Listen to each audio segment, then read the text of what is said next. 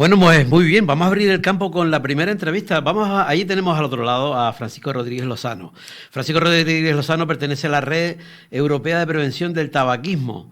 Y con él vamos a hablar un tema que, bueno, ya lo solemos tocar aquí bastante, pero yo creo que nunca es suficiente, ¿no? Hablamos del tabaquismo y de cómo siempre estamos hablando del tema y cómo de alguna manera todas las redes intentan... toda la red del tabaco intenta colarse de alguna manera por algún resquicio que pueda continuar con la labor, ¿no? Entonces, pues ahora ha salido un artículo muy interesante en el Parlamento Europeo también, en el que habla precisamente pues de esa coladera, digamos, de cómo los cigarrillos electrónicos, por ejemplo, pues ya se van metiendo digamos, para una población juvenil o quizás antes de la etapa en la que combinan colores, sabores, en fin, todo eso para llegar a buscar esa adicción, ¿no? O por lo menos eso es lo que nosotros vemos desde aquí. Vamos a ver qué tal lo ve Francisco Rodríguez, que es un auténtico especialista en el tema. Francisco, buenos días. Buenos días. ¿Qué tal? Primero ¿Qué pedir tal? disculpas porque estoy un poquito afónico, estoy con un gripazo, pero intentaré hablar pues sin elevar mucho la voz lo mejor posible. Oye, pero a los médicos también le entra la gripe. Efectivamente, los médicos también sufrimos enfermedades, faltaría más. Claro, también es verdad. Lo que pasa es que igual no se quejan como los demás, o los demás siempre decimos, no, usted ya lo dan por una cosa normal, ¿no? Sí, yo creo que hoy en día es bastante frecuente. De hecho, creo que hay bastante gente afectada. Pero bueno, nos quejamos como todos y lo sufrimos como todos. Hombre, intentamos poner remedios, cierto, ¿no? Pero bueno, somos humanos. Exactamente, son humanos. Francisco, ¿qué pasa con el tema este que estamos comentando de estos artículos interesantes que vienen un poco a ver de nuevo cómo antes estaba yo comentando, cómo se intenta meter como sea la industria tabaquera, ¿no? Pues yo creo que lo he explicado muy bien. La verdad es que la industria del tabaco, que es el tabaco llegó a Europa hace muchos años con el descubrimiento de América y en principio era algo elitista, o sea, el tabaco lo consumía pues la gente que tenía recursos, ¿no? Pero hubo un momento en que se democratizó el consumo de tabaco, que fue cuando se inventó el cigarrillo. El cigarrillo consiste en una máquina que coge el tabaco y de una manera muy mecanizada, sin emplear mucha mano de obra, pues saca por ahí unos productos, que es el cigarrillo, que son muy asequibles a la población en general, ¿no? Y bueno, ha sido un problema tremendo en toda Europa, en todo Occidente.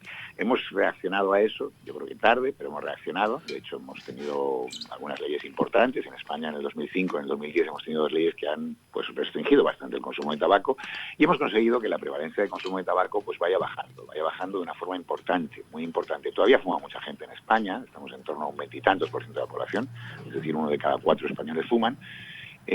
Ojo, 1 de cada 4 españoles fuman. Tengamos esto en cuenta y recordémoslo, ¿no? Porque eso quiere decir que lo normal es no fumar. Es decir, 3 de cada 4 personas no fuman. Los fumadores a veces perciben que lo normal es fumar, pero lo normal es no fumar. Y una de las mejores estrategias para luchar contra el tabaco es la desnormalización del tabaco. Hay que ser consciente de que lo normal es no fumar. Pero bueno, aún así, las tabaqueras van evolucionando, como bien ha explicado usted, y buscan pues agujeros en la ley y recursos para estar ahí. Y yo creo que hoy en día, más que el negocio del tabaco, el negocio de las tabaqueras es el negocio de la adicción a la nicotina, porque en el fondo el tabaco es un gran negocio porque la gente se engancha a una droga que está presente en el tabaco, que es la nicotina, que es tremendamente adictiva, tan adictiva como la heroína o la cocaína. La nicotina no solo es adictiva, es también tóxica.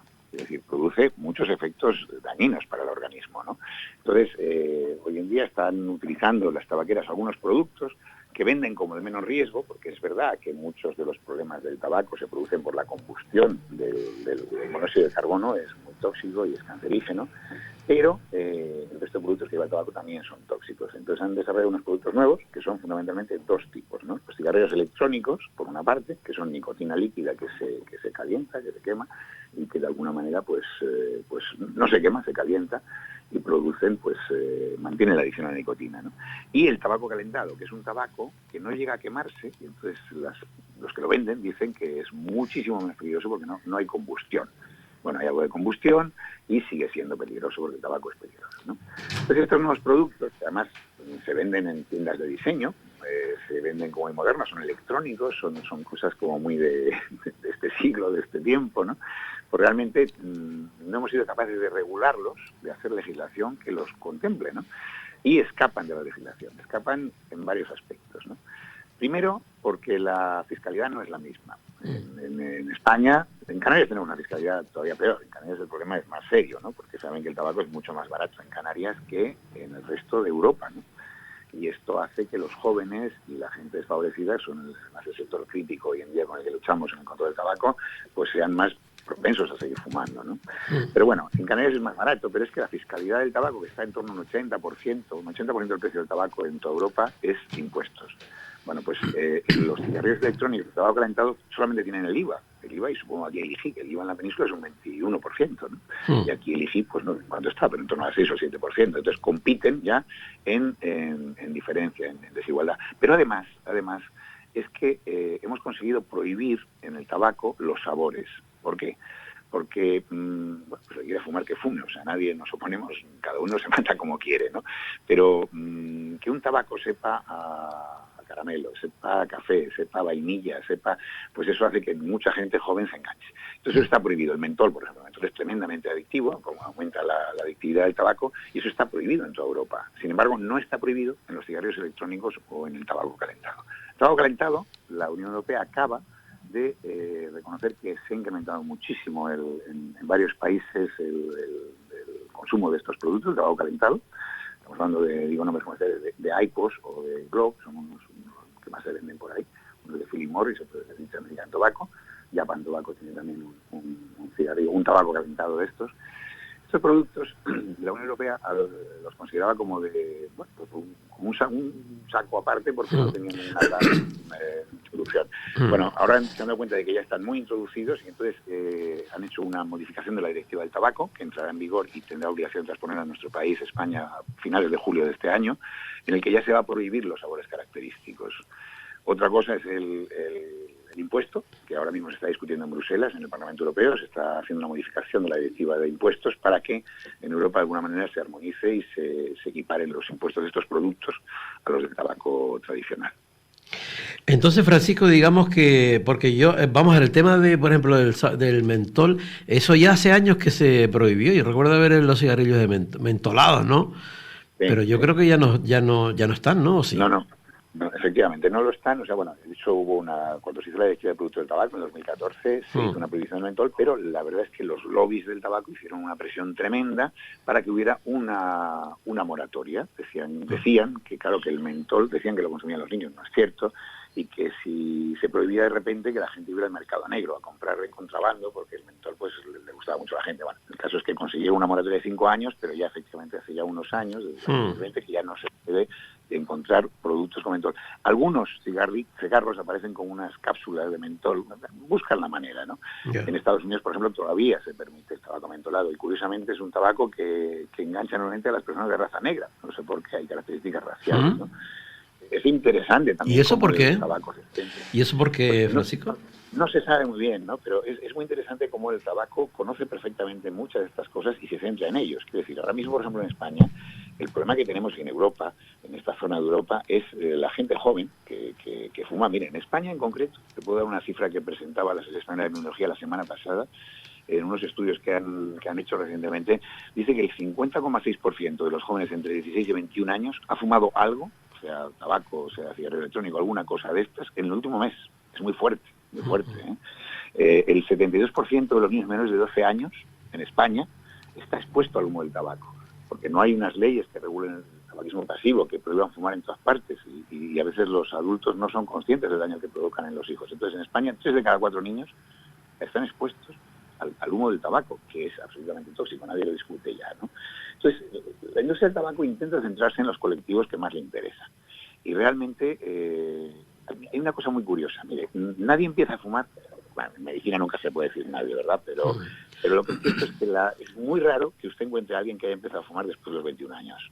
Eso es prácticamente imposible. Y muy difícil después de los 18.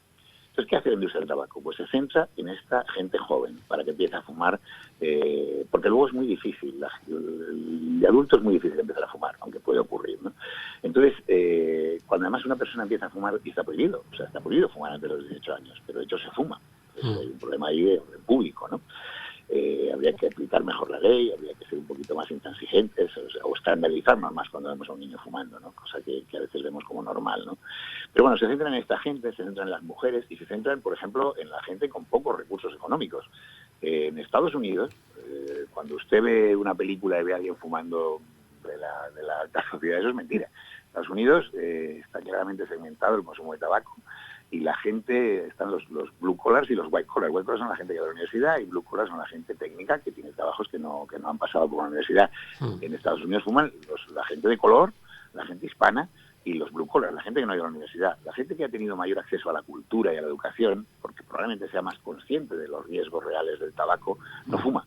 Y eso en España está empezando a ocurrir. En España hace un tiempo los propios médicos fumaban, y fumaban más que la población general. Sí, no, yo lo sé. Ahora no. Ahora, esto me gusta mucho decirlo, yo soy médico, o sea, ahora no. Ahora los médicos fuman muchísimo menos que la población general porque son mucho más conscientes de los riesgos que tienen, y los médicos que trabajan en algunos aspectos especialmente relacionados con el consumo del tabaco, con los problemas que da el tabaco, como pueden ser los neumólogos no fuman ninguno, los cardiólogos tampoco, los dentistas tampoco, porque tienen el problema del tabaco en la boca. Ahora, a lo mejor los psiquiatras pues fuman, pero quiero decir, en general, la profesión médica fuma mucho menos que la población general. Y la población en España está ya haciéndose, está ocurriendo esto, ¿no? Pero ustedes también son modelos, porque mucha gente muchas veces decía, no, si el médico fuma, fuma delante de mí, o fuma afuera, ¿no? Pero mire usted antes ha dicho una cosa importante, que es que yo soy médico y estoy con gripe ahora mismo, ¿no? Quiere decir, de todo hay, o sea, no creo que ningún médico esté orgulloso de fumar, pero hay gente que está enganchada al tabaco. Bueno, nunca podemos generalizar, claro. Pero en general sí que es verdad, y cuando uno tiene conocimiento de los riesgos que produce el tabaco, no fuma, porque es que lo ve, o sea, yo veo a mis pacientes todos los días con los problemas que tienen, ¿no? Claro. Yo una cosa sí veo, que por ejemplo hemos estado hablando muchísimo con el tema de las diferencias sociales, ¿no? Con respecto a, por ejemplo, la comida, y ahora veo que la comida basura, por ejemplo, pues va unida al tabaquismo también, o sea, va unido como esa parte que un poco lo estás comentando, ¿no? Sí, es tremendo. O sea, es una de las cosas que las cosas, nos está explicando, efectivamente, ¿no? Que realmente hoy en día mantener una dieta saludable a veces es mucho más cara que comer comida basura, ¿no? Entonces realmente es un problema con nuestra gente joven, y es un tema que tenemos que incidir muchísimo, ¿no? Porque la salud es mucho más que el estar enfermo o no. Yo creo que es llegar a un nivel de bienestar, no solamente de todo tipo, ¿no? Y creo que además donde estamos moviéndonos, que es en un entorno de la Europa más avanzada, pues es razonable que busquemos este tipo de cosas. O sea, a lo mejor en ciertos países no se pueden permitir hablar de estas cosas y tienen que ir a cosas más, bueno, pues al día a día, ¿no? A mantenerse. Claro. Pero creo que aquí podemos permitirnos mantener la salud como una de las prioridades importantes de nuestro día a día, y creo que la sociedad debe reivindicar este tipo de cosas. Total, y más ahora, y más hoy en día, que parece que todo se desmantela un poco, ¿no? Una cosa, Francisco, lo que está claro, vamos a poner el foco, es un poco lo que comentamos al principio, es decir, que la industria tabaquera se intenta meter como sea, y en ese perfil, digamos, de edades, ¿no? De menos de 18 años que tú comentas, ahí intenta entrar como sea, ¿no? Con colores, con sabores, como sea, ¿no? Porque esa población sí es vulnerable en ese sentido, adolescente y demás, ¿no? Es que es la población que les queda, fíjese. La mayoría de los fumadores quieren dejar de fumar, la mayoría, o sea, uno que no, pero la mayoría de la gente en el fondo quiere dejar de fumar. Hemos hecho una encuesta con No Fumadores.org, que es una ONG española, en la población general, y hemos visto que el 90% de la población y el 70% de los fumadores, cuando les preguntas a qué edad quieres que empiecen tus hijos a fumar, te dicen que nunca. O sea, los fumadores no quieren que sus hijos fumen, o sea, porque saben que el tabaco no es bueno, ¿no? Y los fumadores, muchos, en el fondo, cuando los ves en nuestras consultas, te dicen, hombre, yo querría no fumar, ya me gustaría no fumar, lo tal que estoy enganchado, pero la mayoría de fumadores quieren dejar de fumar. Entonces, ¿qué está pasando? Que mire, muchos fumadores consiguen dejar de fumar, cada vez más. De hecho, en Canarias, en el Servicio Canario de Salud, se está ayudando a dejar de fumar a la gente con medicamentos eficaces, con ayudas psicológicas, se está haciendo cada vez más. Por una parte. Por otra parte, los fumadores se mueren por fumar. Cada año en Canarias se mueren 3.000 personas directamente por efecto del consumo del tabaco. Se mueren y nos cuesta además mucho dinero a la sanidad pública, cuidado, o sea, porque tratar a un fumador es muy, muy caro, las enfermedades que ocasiona el tabaco. Entonces, ¿qué pasa? Que les van quedando la gente joven, si la gente que fuma deja de fumar o se muere, Entonces tienen que entrar en la gente joven, evidentemente. En la gente joven entran a través de nuevos productos que los disimulan como menos peligrosos, que los hacen muy atractivos. Por ejemplo, los cigarros electrónicos dicen ellos que lo han creado para que la gente que fuma, el adulto fumador, se pase a un producto menos peligroso cuando no puede dejar de fumar. Bueno, esto de que no se puede, vamos a ver, es fácil decirlo, ¿no? Pero es verdad que es difícil dejar de fumar, y hay gente que le cuesta más que menos, pero se puede dejar de fumar. Todos conocemos a alguien que ha dejado de fumar. Ahora, si usted le presenta a alguien un producto, pero la gente es consciente de que se puede dejar de fumar, pero que cuesta trabajo, y a lo mejor pues a algunas mujeres pues les supone engordar un par de kilitos, hay una serie de problemas con dejar de fumar, ¿no? Entonces, si te ofrecen un producto que es, dicen ellos, un 90% menos peligroso, y que no te cuesta esfuerzo, pues mucha gente se va a pasar ahí. Pero ese es el engaño, ese es el gran engaño, ¿no? Entonces se crean estos cigarrillos electrónicos que hemos visto en la televisión los últimos días, que tienen formas de voz de esponja, que saben a piña colada. O sea, yo no creo que un fumador adulto le guste pasarse a un cigarrillo electrónico que sabe a piña colada y que tiene forma de voz de esponja para pasear por la calle. Claro que no. Entonces está clarísimamente está destinado a captar gente joven que se enganche a la nicotina de por vida. Porque además tenemos ya casos de pacientes que vienen a nuestras consultas a que les ayudemos a desengancharse del cigarrillo electrónico. Y que además vemos mucha gente que ha empezado el cigarrillo electrónico y luego lo alterna y se pasa de ahí al tabaco convencional. O sea que es a veces ahí, y por eso además no encontramos... Es como un trampolín, ¿no? Como un trampolín, digamos. Es una vía de entrada, y además no sabemos bien los efectos que producen porque no hay estudios, primero no hay estudios independientes, muchos tienen conflictos de interés, muchos estudios de los que hay por ahí en el mercado de la bibliografía científica están patrocinados por las propias tabaqueras, ¿no? Primero. Segundo, hay muy poca gente, hay pocos estudios todavía, no lleva mucho tiempo esto, no hay estudios a largo plazo, y además hay un problema de confusión, porque mucha gente que ahora vapea ha fumado antes, entonces no sabemos muy bien diferenciar qué es lo que le ha producido el vapeo y qué le ha producido el tabaco, con lo cual es difícil saber exactamente ante lo que nos estamos enfrentando, ¿no? Mira, y cuando el presidente del gobierno de Canarias, por ejemplo, dice que es interesante que venga la industria tabaquera de nuevo aquí y que se implante aquí, porque habla de puestos de trabajo, lo típico, siempre la misma historia, ¿no? De puestos de trabajo y que la industria y tal. Y luego comentas y dices, bueno, pero es que nosotros, ¿cuánto se entra como impuesto, ¿no? Y cuánto nos gastamos en la salud luego de esos impuestos, ¿no? ¿Cómo es el tema? Pero eso fue un episodio que hace un par de semanas nos indignó a todos los sanitarios de la isla, y yo creo que además hasta le ha pasado recibo de alguna manera al presidente de Buenas Canarias, ¿no? O sea, realmente hay un convenio, el convenio marco de control del tabaco, es un convenio de Naciones Unidas a través de la Organización Mundial de la Salud, que España, precisamente este mes de mayo se cumplen 20 años de la entrada en vigor de este convenio. El convenio marco es muy importante, es un convenio que 147 países han firmado, entre ellos España y la Unión Europea, que prohíbe a las personas que trabajan en la administración hacer cualquier tipo de comparecencia, de participación, de colaboración con la industria del tabaco. Entonces, la rueda de prensa que se hizo en Santa Cruz de Tenerife por parte del presidente del gobierno con el director general de Philip Morris para España y Portugal para anunciar el traslado de una fábrica que había en Polonia a Las Palmas de Gran Canaria viola ese convenio. O sea, realmente no tiene por qué aparecer el presidente del gobierno haciendo propaganda de algo que además creo que es un grave error y creo que es un peligro para la población, y entro ahora en ello, ¿no? Efectivamente, anunció el presidente del gobierno que iba a crear 120 puestos de trabajo. Es verdad que en Canarias tenemos un problema de paro importante y que 120 puestos de trabajo pueden significar algo.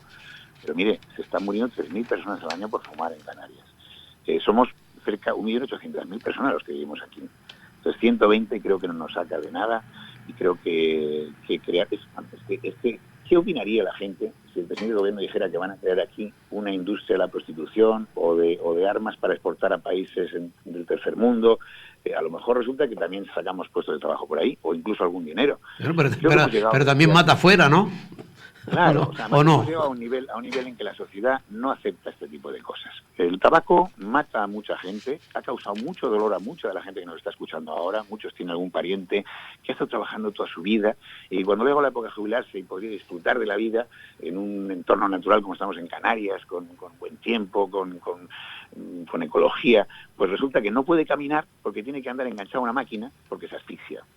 Y no puede caminar porque tiene una cosa que llamamos los médicos claudicación intermitente, que es un problema circulatorio que hace que no te llegue bien la sangre a las zonas terminales y que no puedas caminar un rato seguido porque se te duermen las piernas, ¿no?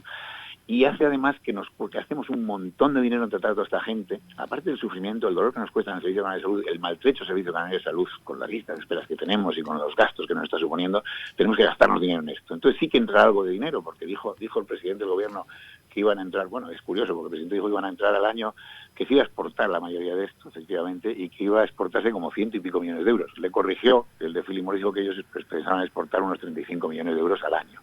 Es cierto que de eso, aunque la fiscalidad del tabaco en Canarias es menor, algo va a quedar aquí. Y es cierto que va para afuera. Pero oiga, es que tenemos que decir que Canarias exporta cáncer y muerte en lugar de sol y playa. Está clarísimo. Me parece que creo que tienen que alzarse ciertas voces en contra de esto, no solo los sanitarios, creo que la sociedad en general tiene que decir basta, tenemos que buscar otro tipo de cosas, no esto. Realmente esto hay que excluirlo, o sea, el tabaco nos causa mucho daño y hay que dejarlo fuera de lo normal. Está Además, claro, no es está normal clarísimo. fumar, Sí. Pues en eso estamos. Por último, Francisco, ya se nos fue el tiempo, ¿cómo es mejor plantearlo? ¿Que 1 de cada 4 fuman o que 3 de cada 4 no lo hacen? ¿Cómo mejor? Yo creo que ahí está la clave, o sea, hay que ser optimista, o sea, hay que decir que 3 de cada 4 no fuman, que lo normal es no fumar, que además la mayoría de la gente que conocemos que quiere dejar de fumar lo logra, que además estamos en una sociedad avanzada en la que las instituciones públicas, el propio Servicio Nacional de Salud nos provee ya de ayuda para hacerlo. Además, incluso hay unos medicamentos eficaces que se acaban de desarrollar, que no tienen prácticamente efectos secundarios y que ayudan a que, mire, es muy fácil dejar de fumar. Todo el mundo que quiere dejar de fumar puede dejar de fumar al día siguiente. Lo difícil es mantenerse abstinente un tiempo después. Bueno, pues con ayuda médica, psicológica, incluso de todo tipo. O sea, es fácil mantenerse abstinente pasado un tiempo y eso es lo que pretendemos. Y eso se puede conseguir. El mensaje es que eso, hay muchísima gente, y yo conozco a muchísima gente, y usted y todos los oyentes conocen a gente que ha dejado de fumar. Mucha gente. Entonces se puede hacer, no hay que pasarse a algo menos peligroso, hay que dejar de fumar del todo. Ese es el mensaje. A veces hay que ser radical, como ahora. Francisco Rodríguez, muchísimas gracias por haber estado con nosotros. Seguimos en contacto, cualquier otra cosa, ya sabes que aquí tienes una ventana para la difusión, ¿vale? Muchísimas gracias a vosotros. Gracias. Por el programa. Gracias, chao. Gracias. Adiós. Gracias. Bueno.